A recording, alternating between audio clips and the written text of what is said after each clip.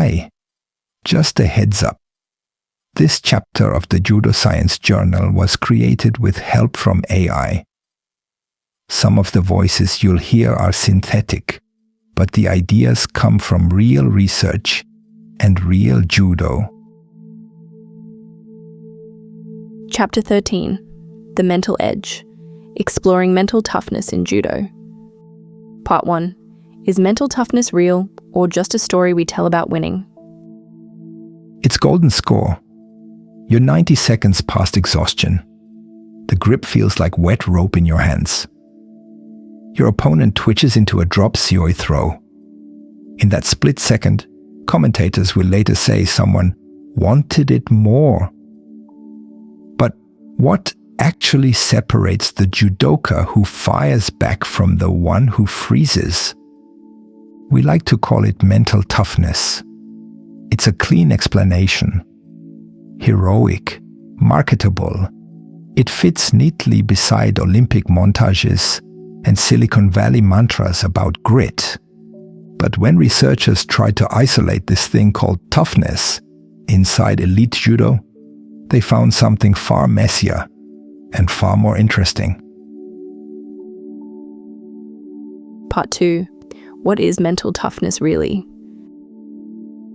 At the highest levels, toughness isn't about stoicism. It's more like internal aikido, redirecting panic, flipping self-doubt, flowing through chaos. Researchers define it as a blend of motivation, pressure management, confidence, and attention control. A cognitive stance that lets you stay dangerous even when the tank is empty. Think of it as judo's invisible kata, an internal form, rehearsed and automatic, that kicks in when everything else breaks down. Part 3. Older athletes score higher. But why? A 2020 study by Onur Yaşar and Murat Turut surveyed elite Turkish judoka using standardized mental toughness scales. Older and more educated athletes scored significantly higher. That sounds intuitive.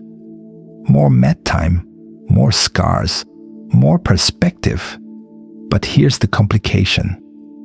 Does that reflect greater toughness or greater emotional calibration? By middle age, most judoka aren't faster than their 23-year-old selves. But they're harder to rattle. They waste less energy protesting referees. They recover composure faster after a shido. They know what a bad day feels like, and they don't interpret it as existential collapse. What if age doesn't increase toughness, but reduces volatility? For the 45-year-old brown belt balancing career, family, and training, this finding matters. You may not explode into morote seoi nag like you once did, but your decision-making under fatigue may actually be better. That's not grit. That's calibration. Part 4. The science doesn't find a single trait. In 2018, sports psychologists Virgílio Silva, Claudia Días, Nuno Corte-Real, and Antonio Fonseca interviewed elite Portuguese judoka competing at national and international levels. The study didn't uncover one defining psychological superpower. They identified 22 distinct attributes associated with what athletes called mental toughness.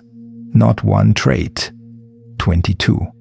Among them were emotional regulation, attentional control, self-confidence, optimism, resilience, and intrinsic motivation. What we label as toughness turned out to be a constellation of trainable psychological skills. In other words, toughness fractured under scrutiny. There was no mystical grit gland. There were patterns of cognition and behavior, sharpened over years of exposure to pressure. The invisible edge wasn't a personality type. It was skill acquisition. Part 5. Combativity, Judo's psychological signature. Across interviews in the Portuguese study, one quality surfaced repeatedly: combativity. Not aggression for its own sake. Not recklessness. Combativity in judo is proactive engagement under stress, the refusal to become passive when behind. It's psychological kuzushi, destabilizing your opponent's rhythm when your own body is screaming. But here's the key insight. Combativity only works in context. In a match, hesitation can cost you a score. But in other domains, hesitation can prevent catastrophe. Which brings us to Cedric Chin. Part 6. When weakness becomes strength. Business strategist and judoka Cedric Chin once described freezing before committing to a dominant grip. Not from fear of impact, but from fear of commitment. Once he attacked, he had to follow through. Years later, running a startup, he noticed the same hesitation before firing an underperforming employee. The same pause before making a risky expansion decision. On the tatami, that hesitation cost initiative. In business, that hesitation prevented reckless growth. Same psychological pattern, different outcome. Was that a lack of toughness? Or was it context sensitivity?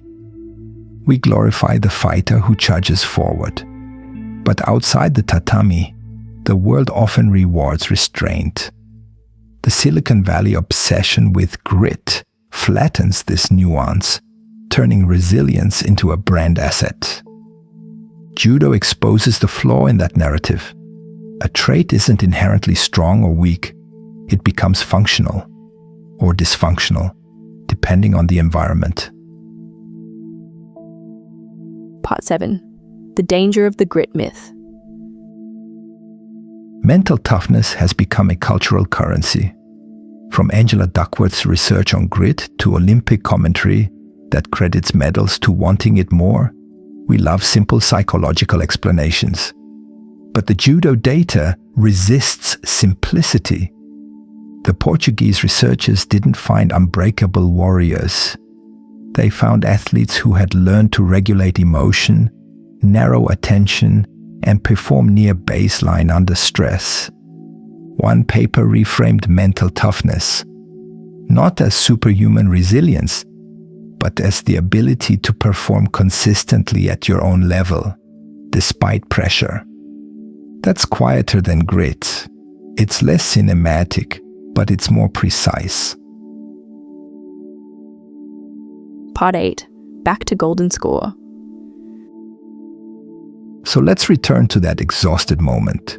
Your lungs burn, your forearms ache, your opponent drops. The judoka who counters isn't necessarily braver. He isn't necessarily tougher in some mythic sense. He has trained 3 specific things. Emotional regulation. He doesn't interpret fatigue as danger.